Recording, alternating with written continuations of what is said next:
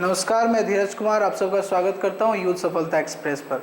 आज भी हम लोग कुछ क्वेश्चंस एरर के देखेंगे और हमारे सामने आज पहला क्वेश्चन है, the fact of him being a stranger does not excuse my conduct. यहाँ पर आप देख सकते हैं हिम का इस्तेमाल किया गया है जो कि ऑब्जेक्टिव केस है, लेकिन यहाँ पर हमें पॉजेसिव केस की आवश्यकता है, तो हिम की जगह पर हम लोग हिज का इस्तेमाल करेंगे। तो हमारा जो एरर होगा वो ए में होगा, हमारा आंसर जो होगा वो ए होगा।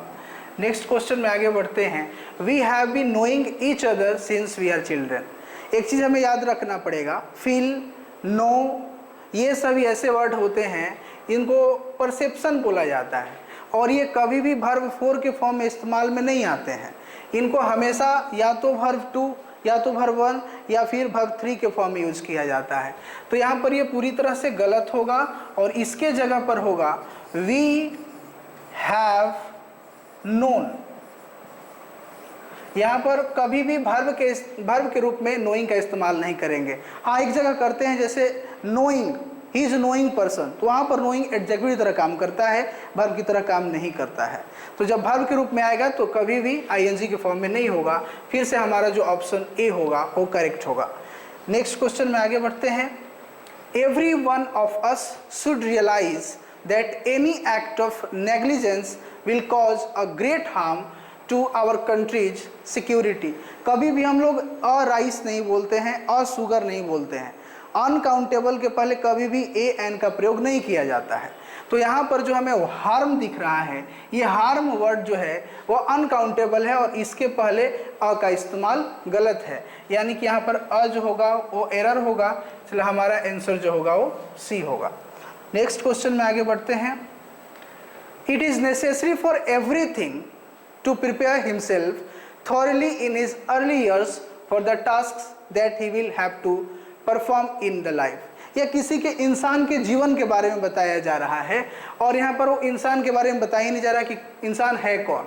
It is necessary for everything, यहाँ पर एवरीथिंग उचित लग रहा है क्या, क्योंकि यहाँ पर बाद में ही आ गया है, उसके बाद हिमसेल्फ का इस्तेमाल किया गया।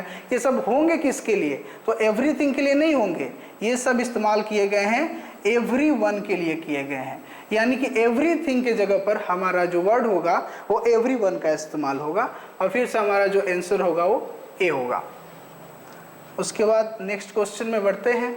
इन India working women lead a life of double responsibilities if they are married and have a family.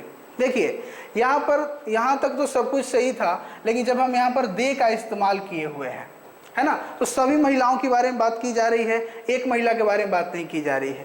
लेकिन यहाँ पर वुमेन लिखा हुआ है, लेकिन यहाँ पर वुमेन का प्लूरल नंबर इस्तेमाल होगा, तो वुमेन नहीं बल्कि वुमेन होगा, क्योंकि यहाँ पर प्लूरल नंबर का इस्तेमाल किया जाएगा, क्योंकि इसके लिए यहाँ पर दे का इस्तेमाल किया गया और दे कभी भी प्लूरल के लिए इस्तेमाल किया जाता है, सिंगुलर के लिए नहीं। तो फिर से हमारा जो ऑप्शन होगा वो बी होगा, सॉरी ये नहीं होगा।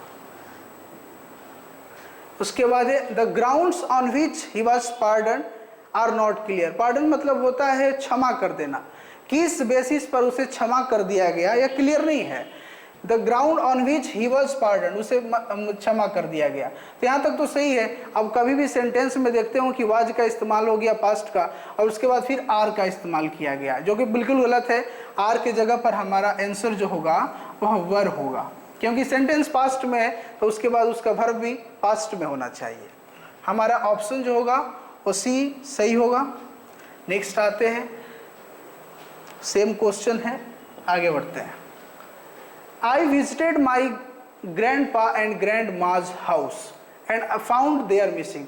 मैं अपने दादा दादी के घर पहुंचा और मैंने उन लोगों को मिसिंग पाया, उन लोगों को।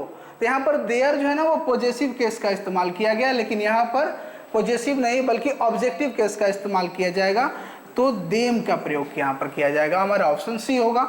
आगे बढ़ते हैं। Jayesh loved his Guru immensely and gave him fullest loyalty yet he have his own independent way of thinking. बहुत सिंपल है, कभी भी सिंगुलर सब्जेक्ट के साथ सिंगुलर वर्ब का इस्तेमाल किया जाता है। यदि ही सी इट सब्जेक्ट के रूप में इस्तेमाल किए जाए तो उसके साथ हैज का प्रयोग होता है, न कि हैव का प्रयोग होता है।